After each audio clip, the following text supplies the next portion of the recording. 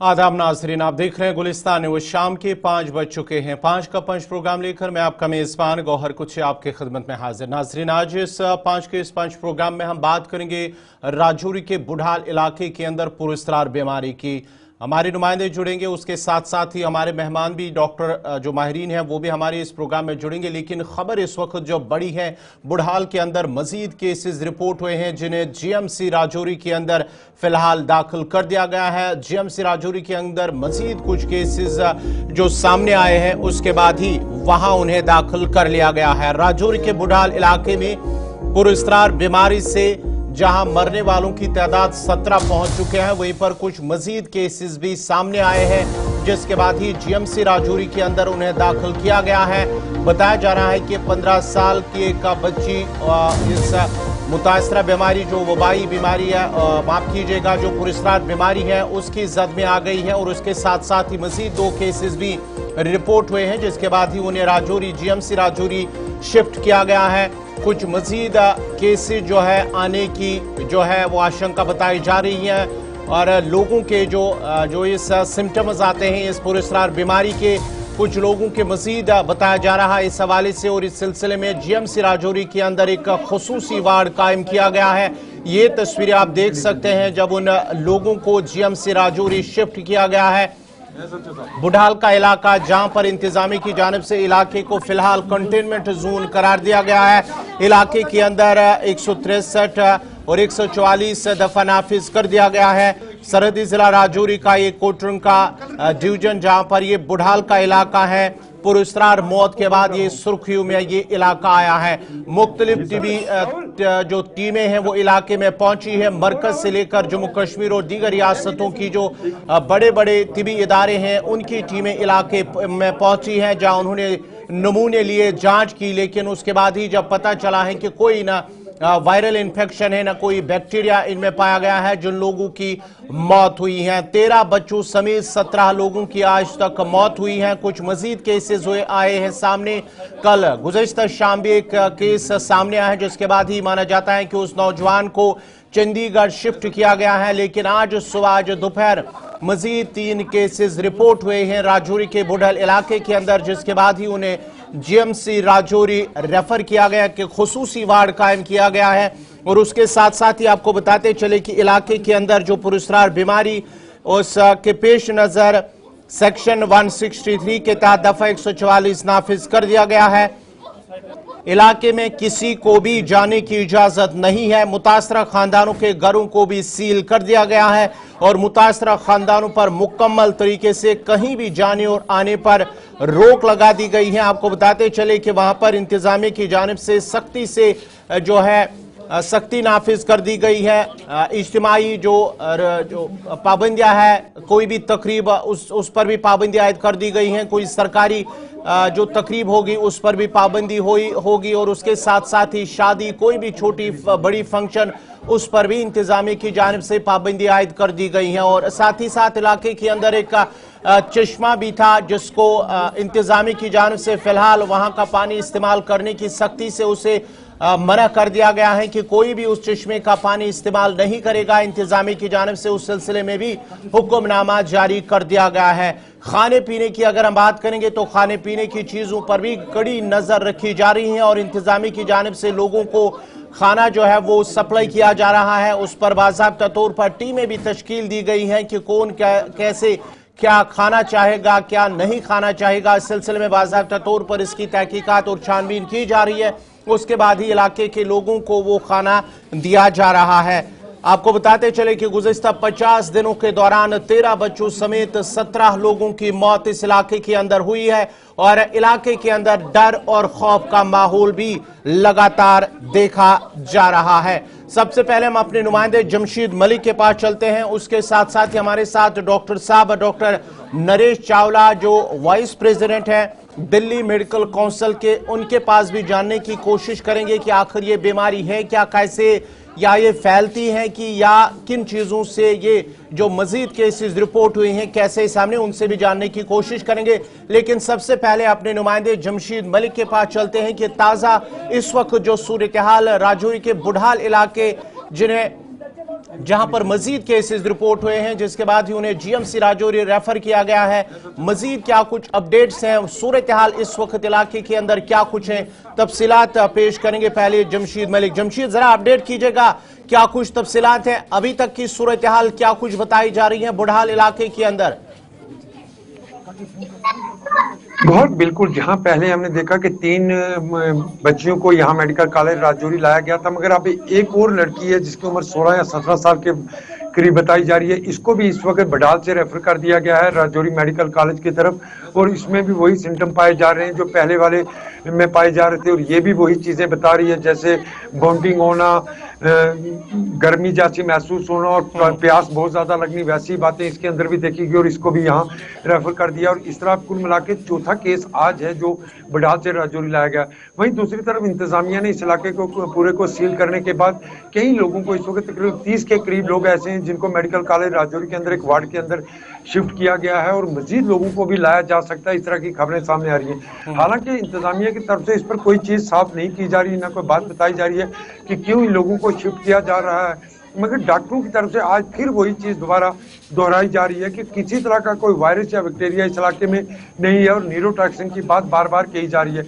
मगर बड़ा सवाल बार बार एक ही है जिसका जवाब आज हर एक जानना चाहता है कि वो कौन सा न्यूरोटॉक्सिन है जो इन लोगों के अंदर से पाया जा रहा है, जिसके कारण ये लोग बीमार होते जा रहे हैं और अपनी जानें गंवा रहे हैं। और दूसरी तरफ आज वार्ड के अंदर हमने देखा कि इस वार्ड को पूरी तरह बंद करके वहां पुलिस तैनात कर दिया, किसी को वार्ड के अंदर जाने की इजाजत नहीं है, और एक और वार्ड को भी खाली करवाया जा रहा है। और जिस तरह मैंने बताया, पहले 3 और एक केस अभी और बडाल से रेफर किया गया जो इस वक्त मेडिकल कॉलेज पहुंचेगा, और थोड़ी देर बाद जो हमारे पास एक खबर और आ रही है कि इनको यहाँ से चंडीगढ़ के लिए भी रेफर किया जा सकता है। जी गौर। जमशीद, दोबारा आपके पास आऊंगा। हमारे साथ जो मेहमान है डॉक्टर नरेश चावला, जो प्रेसिडेंट है, vice president Delhi medical council के, उनसे भी जानने की कोशिश करेंगे। डॉक्टर साहब, आपका बहुत बहुत शुक्रिया प्रोग्राम में जुड़ने के लिए। डॉक्टर साहब, आपसे जानना चाहेंगे, राजौरी का अब ये बुढ़ल इलाका है जिला राजौरी का, जहां पर 13 बच्चों समेत 17 लोगों की अब तक जान चली गई है, लेकिन उस बीमारी का पता ही नहीं चल रहा है कि आखिर ये बीमारी है क्या, कैसे फैलती है, क्या ये फैलती भी है, कि ऐसे मजीद 4 केसेस भी रिपोर्ट हुए हैं। आखिर ये क्या बीमारी है? कोई फिलहाल तो जो महकमा सेहत है उनकी जानिब से कहा गया है कि कोई वायरल नहीं है, बैक्टीरियल डिजीज नहीं है। ऐसे में एज ए साइंस क्या कुछ कह रहा है इस हवाले से, जो लोग मजीद इसमें मुब्तला हो रहे हैं, मजीद केसेस रिपोर्ट हो रहे हैं? देखिए, जो अभी तक मुझे जानकारी पता चली है, जो कि आप लोगों की मीडिया से पता चली है, कि जो राजौरी में एक छोटी सी जगह पे इतने सारे केस हो जाना, और ये वहाँ की अथॉरिटीज का कहना कि ये वायरल भी नहीं है और बैक्टीरियल भी नहीं है, कोई न्यूरोटॉक्सिन है। यूजुअली न्यूरोटॉक्सिन जो होते हैं, या तो वो किसी डिसीज के बाद रिलीज होते हैं, या किसी खाने की चीज या किसी बाइट से रिलीज होते हैं। तो एटलीस्ट ये तो बिल्कुल ही मिस्टीरियस हो गया कि यूजुअली जहां तक हम जानते हैं, मोस्टली ऐसी बीमारियां जो हम समझते हैं वो वायरल डिजीज होती हैं और वो हवा से फैलती हैं। अब ये सोच पाना कि किसी बाइट से, किसी एनिमल बाइट से, या किसी इंसेक्ट की बाइट से ऐसा हो रहा है, या किसी खाने की चीज से हो रहा है, तो फ्रैंकली स्पीकिंग वहां का जो एपिडेमियोलॉजिकल विभाग है उसको इन्वेस्टिगेट करे और पता चले, बिकॉज 13 डेथ्स इन 40 डेज को हम कहेंगे कि छोटी सी जगह पे जहां साफ सुथरी जगह है, सर्दी का मौसम है, सर्दी के मौसम में ज्यादा बीमारियां पनपती नहीं है। क्योंकि हमने आज से 3-4 साल पहले जब कोरोना एपिडेमिक देखा तो हर चीज पनपती है एकदम, तो इसका एक ही जगह से स्थिर होना, तो आई थिंक वहाँ की जो एपिडेमियोलॉजिकल टीम्स हैं वो भी, और हम समझते हैं कोई जो नेशनल कोई एपिडेमियोलॉजी की टीम्स है वो जाके वहाँ स्टडी करें। वो एटलीस्ट आपने इंतजाम कर दिए हैं कि वहाँ लोगों को ना इकट्ठे होने दिया जाए, शादियां वादियों के मोस्ट समय पे कोई मीटिंग्स ना हो, लेकिन एटलीस्ट कॉज पता होना चाहिए। जो हम कॉज सोच सकते हैं वो मोस्टली वायरल होता है, और उसी से डॉक्टर साहब एक चीज जानना चाहूंगा, जो खबर आ रही है कि न्यूरोटॉक्सिनस, असल में न्यूरोटॉक्सिनस है क्या, ये समझने की पहले कोशिश करेंगे कि असल में न्यूरोटॉक्सिनस है क्या। देखो, न्यूरोटॉक्सिन हम कहते हैं किसी ऐसे सब्सटेंस को जो सीधा जाके दिमाग पे अटैक करता है, उसके बाद पेशेंट को वॉमिटिंग शुरू हो जाएगी, पेशेंट बेसुध होना शुरू हो जाएगा, और पेशेंट की बेतुकी एक्शन शुरू हो जाएगी, और अल्टीमेटली देखते देखते पेशेंट को डेथ हो जाती है। न्यूरोटॉक्सिन का मतलब ऐसा टॉक्सिन्स जो हमारे दिमाग पे बुरा असर करता है। तो हम समझते हैं कि एटलीस्ट कॉज ऑफ कोई सांप काट जाएगा तो हम समझते हैं न्यूरोटॉक्सिन रिलीज होते हैं। ऐसे कुछ ऐसे खाने की चीजें हैं जैसे धतूरा वगैरह होता है, उसमें भी न्यूरोटॉक्सिन्स होते हैं। बट ऐसा कोई सब्सटेंस जो हम सोचना बड़ा मुश्किल है, या तो ये वायरल डिसीज है, या ये कोई फूड पॉइजनिंग वाली चीजें हैं, और या ये कोई बाइट है। तीन में से हमें सिंगल आउट करना पड़ेगा। जब तक हमारे पास वो जानकारी ना हो, वो वहां की जो माइक्रोबायोलॉजिकल और एपिडेमियोलॉजिकल टीम्स हैं वो पता करेंगी और वही बता पाएंगी कि क्यों ऐसा हो सकता है। क्योंकि अदरवाइज जानना बहुत मुश्किल है कि neurotoxin is only a word. Neurotoxin means ऐसा टॉक्सिन, ऐसा सब्सटेंस जो दिमाग पे, नसों पे एकदम बुरा असर करता है, वो बेसुध कर देता है। तो अक्सर जो आज तक हम सुनते थे वो स्नेक बाइट से ऐसी चीजें सुनते थे। अब ऐसे कौन से न्यूरोटॉक्सिन्स हैं, it is difficult to imagine. I think जब तक वहां अच्छी तरह स्टडीज ना हो जाएं तब तक ऐसे लूज कमेंट्स हम देना पसंद नहीं करेंगे। तो आई वुड से कि वहाँ की अथॉरिटीज को, मेडिकल डिपार्टमेंट को, वहाँ का एपिडेमियोलॉजिकल डिपार्टमेंट को अच्छी तरह से जल्दी ढूंढना चाहिए कि उन जो पेशेंट्स आ रहे हैं, चाहे वो बच्चे हैं चाहे वो बड़े हैं, उनमें क्या कॉमन है। वो एक ही जगह के हैं, एक ही परिवार के हैं, कोई खाने पीने की हैबिट्स क्या हैं, आसपास कौन से, आजकल तो सर्दियां हैं, आजकल कोई मॉस्किटो वगैरह भी कुछ नहीं है आजकल, उसके अलावा क्या हो सकता है। It is very very difficult to imagine. TMC Rajouri के अंदर डॉक्टर के साथ हमारे नुमाइंदे ने खास बातचीत की है इस हवाले से कि क्या कुछ ये हो सकता है। पहले वो सुनते हैं कि उन्होंने क्या कुछ कहा है, उसके बाद मजीद उस पर बात करते हैं। है जब हम एपिडेमियोलॉजिकल इन्वेस्टिगेशन करते हैं तो हमें कॉज देखना होता है ये किससे हो रहा है। तो जब हमने कॉज ढूंढने की कोशिश की, हमने एपिडेमियोलॉजिकल इन्वेस्टिगेशन की, हमने सैम्पलिंग की, उसमें से हमें प्रिलिमिनरी रिपोर्ट्स में चला न ये बैक्टीरिया है, न ये वायरस है, न ये प्रोटोजोआ है, न ये ज़ूनोटिक डिजीज़ है। तो मेरा कहने का मतलब है ये कोई कम्युनिकेबल डिजीज़ नहीं है। कम्युनिकेबल डिजीज़ का मतलब होता है जो एक से दूसरे को फैले, दूसरे को तीसरे से पहले, जो एक पूरे गांव को इफ़ेक्ट करे या पूरे राजौरी को इफ़ेक्ट करे या पूरे कोटरंका को, बड़ाल को इफ़ेक्ट करे। ये मैं आपके ज़रिए से आवाम को बोलना चाहता हूँ, ये कोई कम्युनिकेबल डिजीज़ नहीं है जो हवा से या इवन पानी से, इवन बाकी चीज़ों से इसका ट्रांसमिशन है। जब हमने ये चीज़ें रूल आउट की, फिर हमारा ध्यान टॉक्सिन पे गया।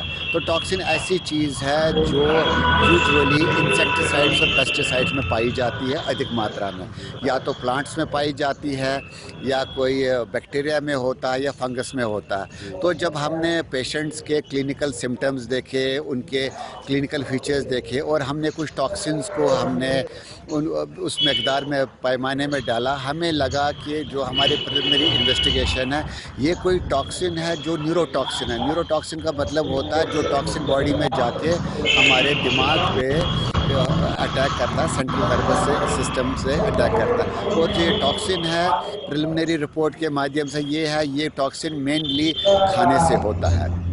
ये इसको हाथ लगाने से भी फैलता है, लेकिन जो मेजॉरिटी ऑफ ट्रांसमिशन है वो खाने से होता है। और जो हमारी जो इन्वेस्टिगेशन का, प्रिलिमिनरी इन्वेस्टिगेशन का कंक्लूजन ये है, ये टॉक्सिन है, प्रेफरेबली न्यूरोटॉक्सिन है, जो एक्यूट एनकेफेलोपैथी करता है केसेस में। एक्यूट एनकेफेलोपैथी मतलब होता है ये पहले कॉमन सिम्टम्स करता है जैसे वोमिटिंग, फीवर, एब्डोमिनल पेन, फिर अचानक ये सेंट्रल नर्वस सिस्टम दिमाग में हमला करता है, ड्राउजीनेस करता है, ऑल्टर सेंसोरियम करता है, सडन कोलैप्स और डेथ करता है। दैट मीन्स पहले जो सिम्टम्स होते हैं वो ग्रेजुअल होते, उसके बाद सडन सीवियरिटी ऑफ सिम्टम्स होती है। और ये पेक्यूलियर ये चीज़ें हैं, ये सिर्फ टॉक्सिन्स में देखी जाती है, इनका ये कोर्स है।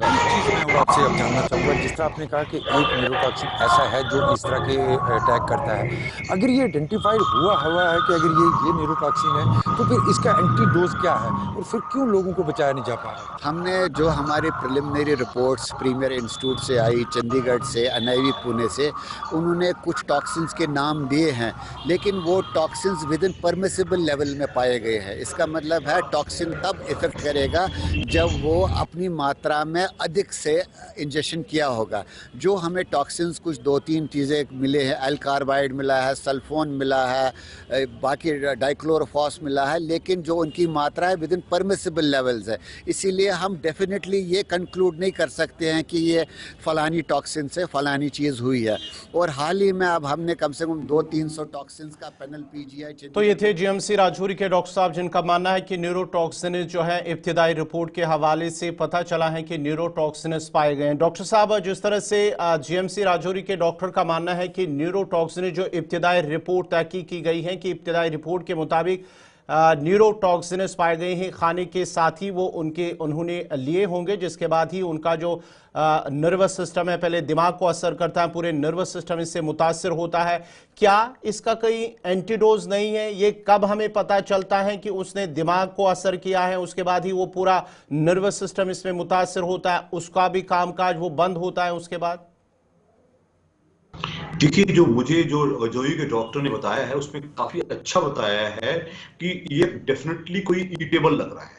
ईटेबल या तो कोई प्लांट है या खाने का कोई चीज जिसमें कि फूड पॉइजनिंग या कोई इन्फेक्टेड या कोई कंटेमिनेटेड मीट हो सकता है, उसके चांसेस बहुत ज्यादा हैं। तो मैंने कि जैसे पहले कहा था कि कोई हमें इन जो 13 डेथ्स हुई हैं या कुछ और केस हुए हैं, उनकी अच्छी तरह हिस्ट्री ट्रेस करनी पड़ेगी कि यस, अब ये स्पष्ट हो गया है ये वायरल डिसीज नहीं है, इसलिए आम आवाम को डरने की जरूरत नहीं है कि कोई हमें एक दूसरे से फैल जाएगा, नथिंग डूइंग। बट कोई ऐसा फैक्टर जो आप सोच के देखिए, चाहे वो खाने की कोई चीज है, वो एक ही चीज को खाए जा रहे हैं, कोई फ्रूट है जिसमें कोई कीड़ा लगा हुआ है, ये भी पॉसिबल है, कोई मीट है जो कंटेमिनेट हो चुका है। आई थिंक जब तक कोई एपिडेमिकल टीम, क्योंकि जो नॉर्मल मेडिकल डॉक्टर्स होते हैं वो इस पे स्टडी करते हैं, लेकिन उससे ज्यादा स्टडी कर पाते हैं जो एपिडेमिकल टीम्स होती हैं, जो यहाँ से शायद दिल्ली की नॉन इम्यूनिक एनआईसीडी से जाएं या कहीं और से जाएं, वो जाके वहां स्टडी करेंगी, तब हम बता पाएंगे दावे से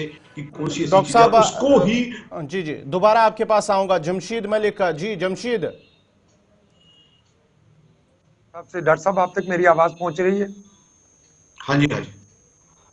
डॉक्टर साहब, एक चीज जानने की कोशिश करेंगे, क्योंकि इस वक्त दहशत बहुत ज्यादा इन इलाकों में। ये मामले की थोड़ी सी हालात मैं आपको शुरू से बताता हूँ। शादी से ये मामला शुरू होता है। 2 दिसंबर से इसी घर के अंदर एक शादी थी और 7 दिसंबर को ये मामला पहले सामने आता है। जिस तरह डिजीज या अगर कोई ऐसी बात कहें या इस एरिया में कोई इन्फेक्शन हो तो उसमें और लोग भी इफेक्ट हो सकते थे, मगर इसमें एक ही परिवार के सबसे ज्यादा लोग इफेक्टेड हुए हैं। गाँव के दाएं बाएं या और लोगों को इस तरह की कोई शिकायत देखने को नहीं मिली। इसका मतलब ये लोग कर सकते हैं कि किसी तरह का कोई इन्फेक्शन नहीं है। मगर एक चीज जरूर जानना चाहूंगा, जिस तरह हमने आज भी डॉक्टर साहब से पूछा कि अगर इनके अंदर कोई जहर जैसी चीज, मतलब ये कैसे न्यूरोटॉक्सिन की बात कर रहे हैं, जिस तरह न्यूरोटॉक्सिन, ये चीज किस तरह क्लियर हो पाएगी कि कौन सा न्यूरोटॉक्सिन इनको दिया गया है या इनने खाया है जिससे इनकी मौत हो रही है? जब तक ये चीज साफ नहीं हो पाएगी, इस पे आगे रोक लगाना या इनका इलाज करना मुश्किल होगा। इसलिए ये चीज बताएं जरा से कि ये किस तरह साफ हो पाएगा कि कौन सा न्यूरोटॉक्सिन है जो इन पर इस तरह का अटैक कर पा रहा है? बड़ा अच्छा सवाल है, क्योंकि ये सच है। आपने यह पहली बार बताई है कि ये चीजें 2 जनवरी के बाद ही शुरू हुई हैं, वो एक ही परिवार के किसी जश्न के बाद शुरू हुई है। दैट मीन्स कोई खाने में कोई ऐसी चीज सर्व की गई है जो कि थोड़ी सी जहर की है। तो हमारे हिसाब से चंडीगढ़ से, पीजीआई चंडीगढ़ से या दिल्ली से या किसी और बड़े सेंटर से एपिडेमिकल टीम्स जाएंगी जो थॉरली स्टडी करेंगी, तो जो चीजें सर्व की थी खाने की वो भी देखेंगी, और प्लस थोड़ा सा इसमें कोई हल्का सा कोई दूसरा कोई ऐसा एंगल हो जिसको हम कहेंगे क्राइम वाला एंगल हो, वो भी देखा जाए। क्योंकि ये कुछ चीज तो लग रहा है, ये तो स्पष्ट लग रहा है, कोई घास फूस वाली चीज या कोई प्लांट वाली चीज या कोई कंटेमिनेटेड मीट वाली चीज, ऐसी चीज है जो जैसे कि मैंने पहले कहा था बाइट हो सकती है। अब हम बाइट नहीं कहेंगे, हम कहेंगे it is definitely an eatable which is the culprit। लेकिन आपने बिल्कुल ठीक कहा कि जब तक हम वो पता ना करें, उसके लिए I think the more investigating epidemiological teams from better centres have to go there, या जो वहां के मेडिकल कॉलेज से एपिडेमियोलॉजिकल टीम है वो जाके स्टडी करे। डॉक्टर साहब, क्या ये पॉसिबल है कि जहां पर ये जिन फैमिलीज को उन्होंने इफेक्ट किया है या जिन फैमिलीज के लोग इस दुनिया से चले गए, जो क्या ये पॉसिबल है कि वहां उस घर के आसपास कोई ऐसा ईटेबल फ्रूट हो, फल हो जो उन्होंने खाया हो, जिसकी वजह से वो कहीं ना कहीं इसकी जद में आए हैं? बिल्कुल ठीक कहा आपने, हो सकता है, 100% हो सकता है। कोई कॉमन लोग इकट्ठे हुए हैं किसी जश्न के लिए, जश्न का माहौल होता है कि ये खा लिया वो खा लिया, तो कुछ ना कुछ 100% हो सकता है। आई थिंक जो चंडीगढ़ से फॉरेंसिक रिपोर्ट आई है, डोंट माइंड, इन डेथ्स का सबका पोस्टमार्टम होना चाहिए, ताकि कोई ये कोई एक बार हुआ है, कल किसी दूसरे शहर में या दूसरे गांव में भी हो सकता है, तो उसके लिए knowledge, medical knowledge is a must.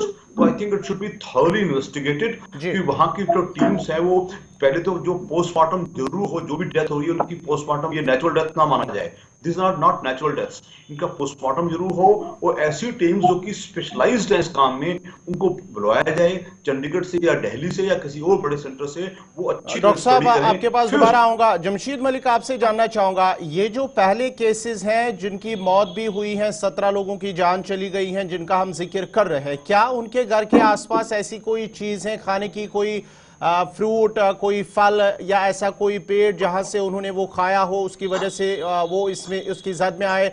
और आज के जो केसेस नए हैं, क्या ऐसा हो सका है या वहां पर आपने देखा है, क्योंकि आपने ग्राउंड जीरो पे वहां पे पूरा आपने चेक किया है? लाहौर बिल्कुल, जहाँ तक खाने पीने की बात है, फल फ्रूट इस इलाके में बहुत कम है, ना होने के बराबर है, पहाड़ी इलाका है। मगर क्योंकि ये मामला, जिस तरह मैंने डॉक्टर साहब से भी अभी बताया कि 2 तारीख यानी 2 दिसंबर को इसी घर के अंदर एक शादी होती है, जिसके बाद 7 दिसंबर को पहला मामला सामने आता है, और उसको बड़े लाइटली लिया जाता है, ये कहा जाता है कि फूड पॉइजनिंग का नाम दिया जाता है। फिर 13 दिसंबर को दूसरा मामला सामने आता है, सभी एक ही खानदान के शादी जो थी उसमें शामिल हुए थे, ये भी माना जा रहा था कि ये भी फूड पॉइजनिंग है। उसके बाद 1 महीने तक बिल्कुल नॉर्मल रहता है, और 12 जनवरी को आता है केस, दोबारा 12 जनवरी को एक मामला फिर आता है, और 13 जनवरी को फिर मामला सामने आता है। इससे हम ये मान के चल सकते हैं कि जो खाने पीने की अशिया है उसमें कुछ हो सकता है। फ्रूट के हवाले से या कोई ऐसा दरख्त, इसके हवाले से इस तरह की कोई बात अभी तक निकल कर सामने नहीं आई, क्योंकि फल फ्रूट इस इलाके में बहुत कम है, हालांकि जंगल काफी घना है। मगर एक सवाल डॉक्टर साहब, मैं आपसे अब एक चीज जानना चाहूंगा, जरूरी है जानना डॉक्टर साहब, जिस तरह ये मामला मैं बता रहा हूँ आपको कि 12 दिसंबर से शुरू हुआ है, अगर तब इन लोगों ने एक ही घर में कुछ चीज ऐसी खाई है, क्या 1 या 1.5 महीने या 2 महीने के बाद ऐसे चीजें हैं जो इस तरह अफेक्ट कर सकती हैं, जिस तरह ये बताया जा रहा है बार-बार न्यूरोटॉक्सिन, ऐसे न्यूरोटॉक्सिन होते हैं जो 2 महीने के बाद भी इस तरह के अपने रंग दिखाएं? क्योंकि 2 महीने के बीच में 1 महीने का गैप बिल्कुल पूरी तरह रहा, और 1 महीने के बाद दोबारा केस आए और आज भी दोबारा आने शुरू। क्या ऐसे न्यूरोटॉक्सिन हैं जो इतनी लेट अफेक्ट करते हैं? देखिए, normally not, but theoretically yes. तो इसमें मैं सारे एंगल्स को देखा जाए, इसमें क्रिमिनल एंगल भी देखा जाए, कोई प्लांट की थ्योरी भी देखी जाए, कोई कंटेमिनेटेड मीट भी सोचा जाए, और कोई ऐसी चीज जो खाई है, क्योंकि बार बार आप एक शब्द कह रहे हैं कि जितनी भी डेथ्स हुई हैं सब उसी शादी के जो माहौल जलसे में आए थे उन्हीं में इंक्लूडेड हैं, चाहे वो 1 महीने बाद हैं चाहे कुछ दिन बाद हैं। दैट मींस कि सारे एंगल्स को देखा जाए, क्योंकि फ्रैंकली स्पीकिंग ये बहुत ही इंटरेस्टिंग भी है, और हम सोचते हैं मेडिकल जानकारी के लिए बहुत जरूरी भी है कि ऐसा क्यों हुआ है, आज यहाँ हुआ है तो कल कहीं और भी हो सकता है। तो हमारे हिसाब से forensic teams, forensic experts, epidemiological teams, medical teams, तीनों मिलकर स्टडी करें और किसी कंक्लूजन पे पहुंचे, तभी हम इसको कह पाएंगे। इसलिए मैं इतना ही कहूंगा, अथॉरिटीज को हम कहेंगे कि पोस्टमार्टम जरूर किया जाए, और जो भी ऐसा केस हुआ उनको बहुत ही बारीकी से, जो वहां के एक्सपर्ट्स वहां के जो की स्टडी कर रहे हैं और बारीकी से देखें, तो हम समझते हैं उसके बाद ही हम किसी पक्के नतीजे पे पहुंच पाएंगे। डॉक्टर साहब, एक और चीज जानना चाहूंगा, ये जो मामले सामने आ रहे हैं उसके बाद ही ये इतना फैटल होता है कि इसमें बचना नामुमकिन जैसा लग रहा है, क्या इसका कोई इलाज अभी पॉसिबल नहीं आ रहा है? क्योंकि पहले जो ये सिम्टम्स दिखा रहा है, पहले बुखार होना, उसके साथ साथ ही वॉमिटिंग या गर्मी महसूस करना, उसके साथ ही प्यास लगना, क्या इसका कोई इलाज अभी तक पॉसिबल नहीं हो रहा है? देखिए, जब जैसे कोई सांप काटता है तो सबसे उसमें भी न्यूरोटॉक्सिन जाते हैं। सबसे पहले तो सपोर्टिव ट्रीटमेंट दिया जाता है, जो एंटीडोट की बात की जाती है, कोई ऐसा एंटीडोट जो सांप काटने के एंटीडोट होते हैं, उनको अगर टाइम पे मिल जाए तो ठीक हो जाता है। लेकिन यहाँ चूंकि अभी तक हमें we have not been able to identify the poison, कौन सा ऐसा पॉइजनस सब्सटेंस है जो खाने के, ये तो अब स्पष्ट लग रहा है कि चीज खाने के थ्रू ही गई है, लेकिन वो कौन सी चीज है जो कॉमन लोग खा रहे हैं और उसके बाद वो अंदर जा रही है, जब तक वो आइडेंटिफाई नहीं होगी तब तक एंटीडोट का कोई महत्व नहीं है। सिर्फ सपोर्टिव ट्रीटमेंट है, पेशेंट आईसीयू में जल्दी पहुंच जाए, उसको सपोर्ट मिल जाए वगैरह वगैरह, उसी का है। स्टेरॉइड्स देने पड़ते हैं अक्सर, ऐसे से बच सकता है, लेकिन जब तक हम स्टडी नहीं कर पाएंगे कि पॉइजन क्या है, न्यूरोटॉक्सिन कौन सा है, उसको आइडेंटिफाई करना बहुत जरूरी है। जमशीद, एक चीज जानना चाहूंगा आपसे, आज जो 3 मामले सामने आए हैं, क्या उन्हें वो जो नया खाना वहां पर दिया गया है इंतजामिया की जानिब से, वहां इलाके के अंदर, बुढ़ाल इलाके के अंदर, क्योंकि वो उनके पास जो खाने पीने की चीजें थी उसे तब्दील कर दिया गया, नया खाना उन्हें दिया गया है, क्या उसके बाद ये मामले सामने आए या कि ये पुराने ही थे? जिस तरह से कल भी मामला सामने आया जहां पर वो नौजवान जो उन लोगों के साथ था, जिन लोगों की डेथ हुई वो अस्पताल में उनके साथ था, क्या ये भी उनके साथ थे आज जो 4 मामले सामने, या कि पहले ये घर में ही थे, उन्हें नया खाना या पुराना खाना उन्होंने खाने के बाद ही ये केसेस सामने आए?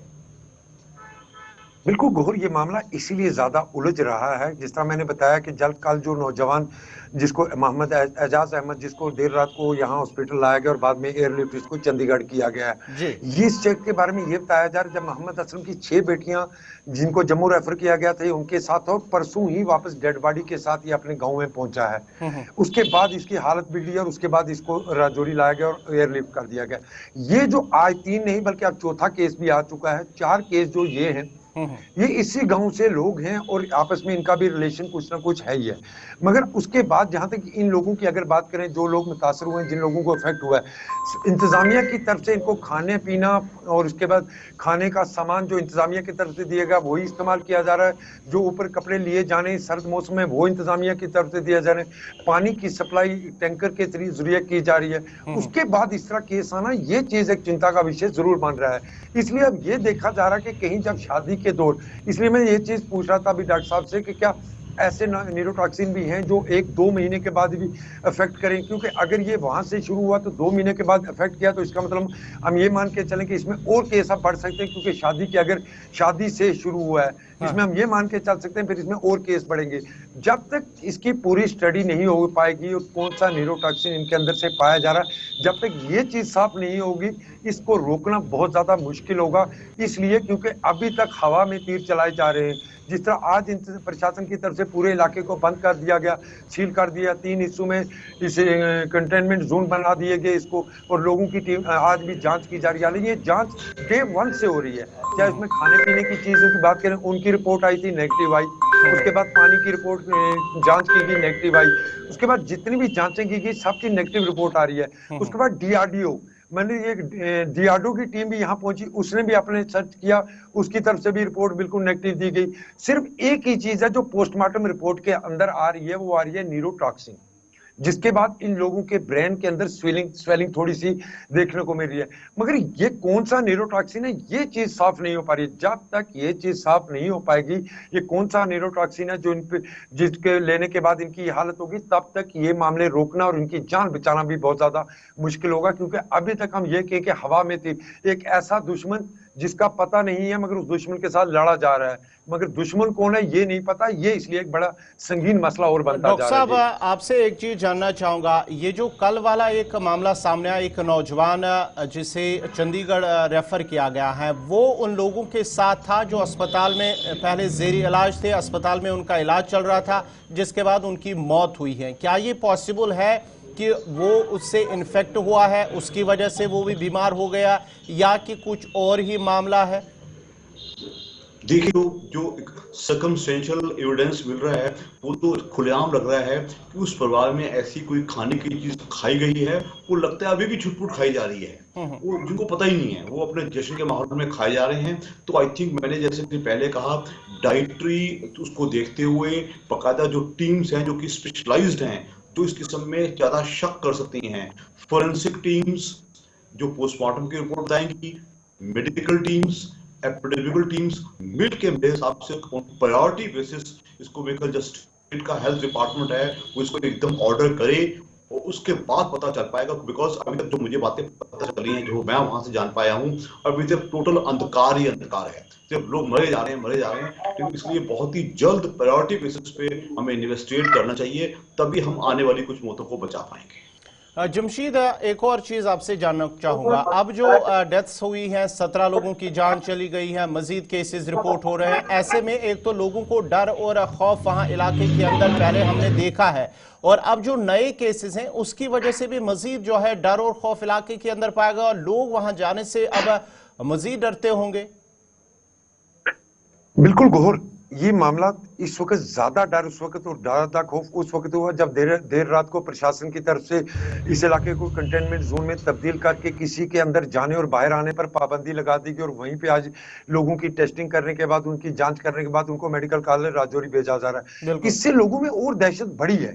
बड़ी इसलिए भी है क्योंकि बहुत सारे लोग, 30 के करीब लोग ऐसे हैं जो इस खानदान से मिले हुए हैं। इनको आज सुबह से मेडिकल कॉलेज के अंदर रखा गया, सिर्फ निगरानी के लिए रखा गया। ये कहा जा रहा है कि इनकी सिर्फ देख रेख यहाँ की जाएगी। मगर उसके बाद जो 3-4 केस आप पहुंचे हैं, इनमें भी बिल्कुल वैसे ही सिम्टम पाए जा रहे हैं। दूसरी तरफ जहां खाने पीने की बात है, अगर ये कहा जाए कि स्टार्टिंग में जो न्यूरोटॉक्सिन दिया गया उससे इनकी मौत हो रही है या स्लो पॉइजनिंग हो रही है, ये चीज जरूर मानी जा सकती है। मगर उसके बाद जो मामले सामने आ रहे हैं, जिन्हें मैं बता रहा हूँ कि प्रशासन की तरफ से इनको खाना दिया जा रहा है, प्रशासन की तरफ से इनको पानी तक दिया जा रहा है, मगर उसके बावजूद इस तरह के मामले सामने आना ये चिंता का विषय जरूर है और इससे दहशत भी जरूर हो रही है। दहशत इसलिए क्योंकि आनन फानन कोविड-19 के बाद पहली बार देखा होगा कि किसी इलाके को कंटेनमेंट जोन में तब्दील कर दिया गया। इससे तो दहशत बढ़ेगी। पूरे इलाका सील कर दिया गया, ना किसी को अंदर जाने की। हालांकि इससे पहले ही प्रशासन ने इस इलाके में किसी तरह का कोई प्रोग्राम, शादी ब्याह पर पाबंदी लगा दी थी और किसी तरह का कोई ऐसा प्रोग्राम ना हो जहां लोग ज्यादा जमा हो सके। मगर इस घर, जहां मोहम्मद असलम का घर है, इस घर में पिछले 10 या 12 दिन, अगर कुछ दिनों की पिछले बात करें, लगातार चाहे मिनिस्टरों की बात करें, चीफ मिनिस्टर की बात करें, वो भी पहुंचे हैं यहाँ। दिल्ली से टीमें, जो सबसे बड़ी बात है, होम मिनिस्ट्री की तरफ से जो दिल्ली से टीम बनाई गई, जिसमें health and family welfare, ministry of agriculture, ministry of chemical and fertiliser, ministry of water resources, उनकी टीमें भी कल तक यहाँ थी। उन्होंने भी पूरे इलाके से सैंपलिंग की है। मगर बड़ी बात एक ही, जब तक इस दुश्मन का पता नहीं चल पाएगा कि कौन सा दुश्मन है, किससे लड़ना है, तब तक इस पर रोक पाना बहुत ज्यादा मुश्किल होगा और इससे दहशत भी बढ़ रही है। इसलिए अब इसको जितना जल्द हो सके इस मामले को हल करने की जरूरत है, नहीं तो इससे और मजीद दहशत होगी। हालांकि जो लोग इस वक्त लागे, इनमें वैसे ही सिम्टम पाए रहे हैं, मगर एक चीज और भी है कि दहशत भी है इस वक्त लोगों के अंदर। जिस तरह मैं अभी हॉस्पिटल के अंदर था, जब इन लोगों को हॉस्पिटल लाया गया, जिसमें एक लड़की थी जो तकरीबन 14-15 साल की थी, वो जोर जोर से चीख कर मांग रही, कह रही थी मुझे पानी दो, पानी दो, पानी दो। ये चीजें जो है ये बहुत दहशत डाल रही है लोगों के अंदर। इसको लेकर अब संजीदगी और लेनी पड़ेगी। किस तरह का मामला है, कौन सा न्यूरोटॉक्सिन है, कहां से आया, किसके जरिए पहुंचा, कहां इनको गलती हुई है, ये चीज निकालनी बहुत जरूरी है। नहीं तो आने वाले दिनों में ये मामला और खराब हो सकता है, लोगों के अंदर और दहशत इससे बढ़ सकती है। डॉक्टर साहब, आपसे अब जानना चाहूंगा कि ऐसे में हमें क्या एहतियात करने की जरूरत है ताकि मजीद जो इस तरह के केसेस ना आए सामने? जो हम जितने शादी का माहौल कह रहे हैं, तो उसमें जो ईटिंग होती है कम्युनिटी ईटिंग होती है। कम्युनिटी का मतलब बहुत ज्यादा खाना बनता है, उसमें क्या खराबी आई है, उसमें कोई छिपकली मर गई है, ऐसा कुछ भी हम सोच सकते हैं। यूजुअली जो ऐसे पॉइजन्स होते हैं, न्यूरोटॉक्सिन्स, वो एनिमल बाइट्स, स्नेक बाइट से हो सकते हैं, स्कॉर्पियन बाइट से हो सकते हैं, लिजर्ड बाइट से हो सकते हैं, खाने पीने की चीज का हो सकता है। तो मैं समझता हूं जब तक ऐसा पूरी तरह इन्वेस्टिगेशन एक सेंट्रल टीम बने, दिल्ली से चले, वहां पहुंचे, वहां के लोगों से कम्युनिकेट करे, यूनिट देखी जाए, उस फोरेंसिक एक्सपर्ट्स, क्योंकि जो सबसे बड़ी जानकारी ऐसे केसेस में हमें पोस्टमार्टम से पता चलती है, तो वो देखा जाए, तो उसके बाद बता पाएंगे। आई थिंक लूज कमेंट्स हम नहीं देना पसंद करेंगे। I think that the whole thing needs to be investigated properly. Doctor साहब, आखिर पर आपसे जानना चाहेंगे कि अब हमें प्रिकॉशनरी मेजर्स के बतौर क्या कुछ करने की जरूरत है अभी इलाके के अंदर या वहां आने जाने के हवाले से? नंबर 1, वहां से आवाजाही बंद कर दी जाए। कंटेनमेंट जोन बना ही दिया गया है। लोग सिंपल लिविंग करें, अपने घर का खाना खाएं, बाहर की चीजें ना खाएं, होम कुक चीजें खाएं और सिंपल लाइफस्टाइल अडॉप्ट करें। आई थिंक अभी तो हम इतना ही कह पाएंगे, क्योंकि हम कोई बाइट एक्सपेक्ट नहीं कर रहे। तो अपने आप को कवर रखें, सर्दी का मौसम है, सिंपल लिविंग का मतलब घर का खाना, ताजा खाना ऐसा खाएं, और इवन बाहर की एक्सपोज चीजें हैं, वो जो जहां से कंटेमिनेशन आ सकता है, वैसी चीजें ना खाई जाए। जमशीद, आखिर पर आपसे जानना चाहूंगा, ये जो 4 अभी केसेस राजौरी, जीएमसी राजौरी में रेफर हुए हैं, ये उन लोगों से कितनी दूरी पर इनके ये जो रह रहे हैं, उनकी नजदीक में ही उनके यहाँ रह रहे हैं या कि काफी दूर रह रहे हैं जो आज वो केसेस सामने आए हैं 4?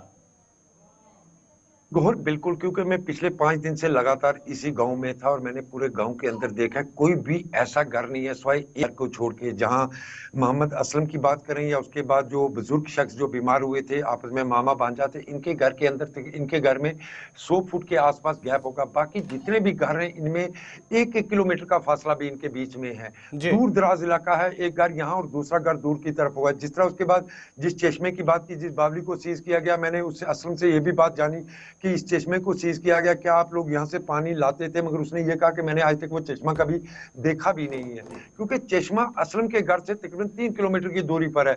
उसके बाद अगर बात करें ये 2 घर, जहाँ इसकी बात करें, रफीक की बात करें या पहला केस जो सामने आया था उसकी बात करें, इनके घरों के अंदर भी 2-2, 3-3 किलोमीटर का फासला है।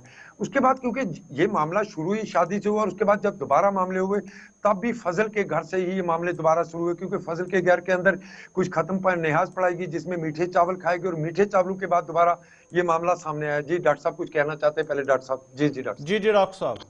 देखिए, मैं कहूंगा इसमें तो अब मैं समझता हूँ कोई क्रिमिनल एंगल भी हमें रूल आउट नहीं करना चाहिए, क्योंकि बार बार कहा जा रहा है एक ही घर से केस आए हैं। तो क्रिमिनल एंगल का मतलब ऐसा पॉइजन जो कि नॉर्मली हम सस्पेक्ट नहीं करते, जो मैंने पहले ही प्रोड्यूस किया है, कम्युनिटी ईटिंग होती है, जब 50-100 लोग इकट्ठे खाते हैं तो कुछ भी मिक्स किया जा सकता है। तो हमारे हिसाब से इसको बहुत ही हैविली इन्वेस्टिगेट किया जाए, बहुत ही बारीकी से, और कुछ नतीजों पे पहुंचा जाए, तब तक हम कुछ भी ऐसा कहना हम जायज नहीं समझेंगे।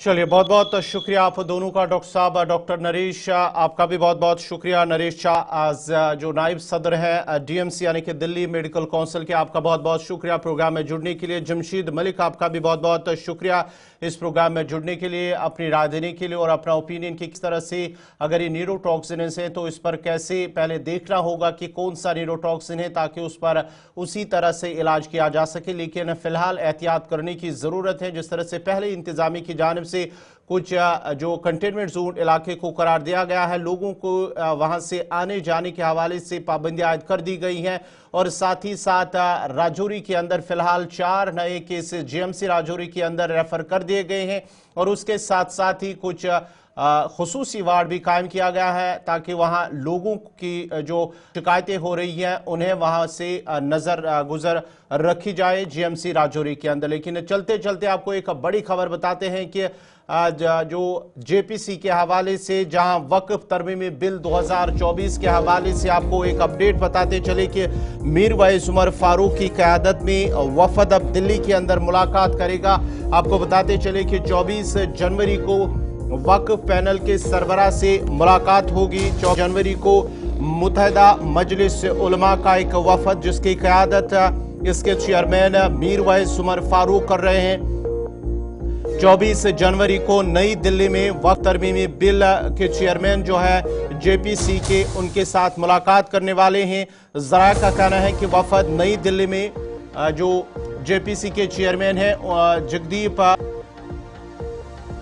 उनकी रिहाइशगाह पर उनके साथ मुलाकात करेंगे। जगदम्पा काल मुलाकात करेंगे और MMU ने वक्फ बिल में मुजवज़ा तरमीम के बारे में अपने तहफ़्फ़ुज़ात से वो आगाह करने के लिए जेपीसी के सरबराह से मुलाकात का वक्त मांगा है, और वफद वादी कश्मीर, जम्मू, लेह और कारगिल के नुमाइंदों पर मुश्तमिल होगा, जो 24 जनवरी को नई दिल्ली के अंदर मीर वैस मौलवी उमर फारूक की क़यादत में जेपीसी के चेयरमैन से मुलाकात करेगा। और साथ ही साथ इसका मकसद इस बिल के बाद दफात के बारे में तहफ़्फ़ुज़ात को उजागर करना है।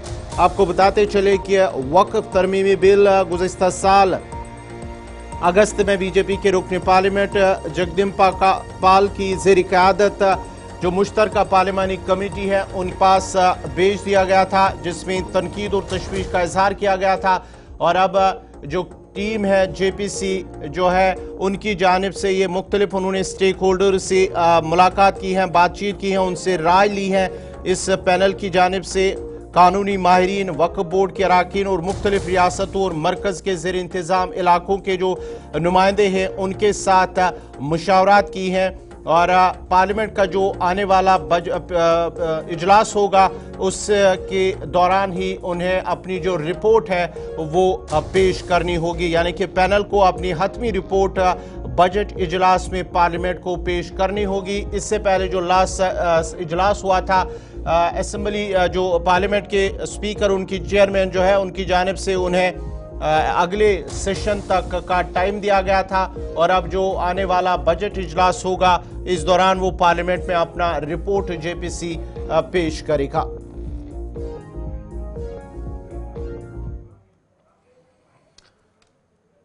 तो नाज़रीन, फिलहाल 5 के 5 प्रोग्राम में मेरे साथ इतना ही। आप गुलिस्तान न्यूज़ देखते रहिए। गुलिस्तान न्यूज़ पर खबरों, तज्ज़ियों और तबसरों का सिलसिला जारी रहेगा। मुझे दीजिए इजाज़त। अल्लाह हाफिज़।